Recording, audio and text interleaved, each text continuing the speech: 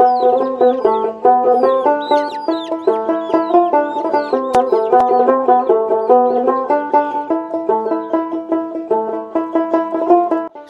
দর্শক, আসসালামু আলাইকুম। দেশে এবং দেশের বাইরে থেকে যেখান থেকে আমাদের ভিডিওটি প্লে করেছেন সবাইকে আন্তরিক শুভেচ্ছা।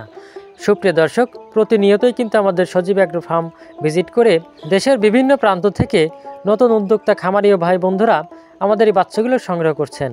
প্রতিদিনের মতো আজকেও দুইজন হাফেজ ভাই আমাদের খামার ভিজিট করে কিছু বাচ্চা সংগ্রহ করলেন।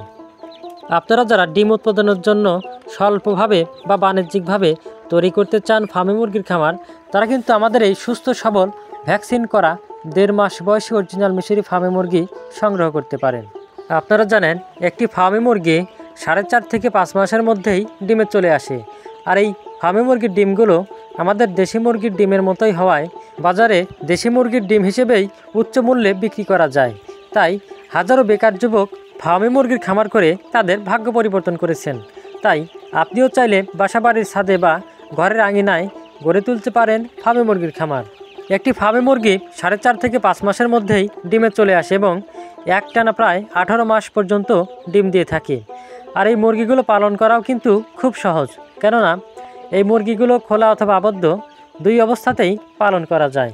এছাড়াও ফার্মি মুরগি পালনের সবচাইতে বড় সুবিধা হলো এই মুরগিগুলোর খাবার খরচ অন্যান্য মুরগি থেকে খুব কম হয়ে থাকে।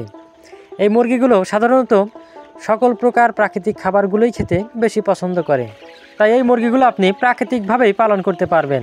এছাড়াও ফার্মি মুরগির ইমিউনিটি সিস্টেম অনেক ভালো হওয়ায় এই মুরগির তেমন রোগব্যাধি হয় না বললেই চলে।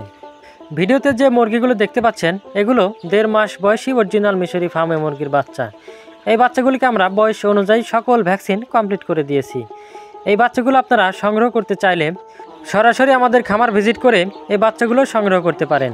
এছাড়াও এই বাচ্চাগুলো আমরা পরিবহনের মাধ্যমেও সারা বাংলাদেশে ডেলিভারি করে থাকি। তাই আর দেরি না করে পারিবারিক ডিমের চাহিদা পূরণের জন্য অথবা বাণিজ্যিকভাবে গড়ে তুলতে পারেন ফার্মি মুরগির খামার। আর এই বাচ্চাগুলো বুকিং করতে এখনই আমাদের স্ক্রিনে দেওয়া নাম্বারে কল করে আপনার অর্ডারটি বুকিং করে ফেলুন। ধন্যবাদ সবাইকে।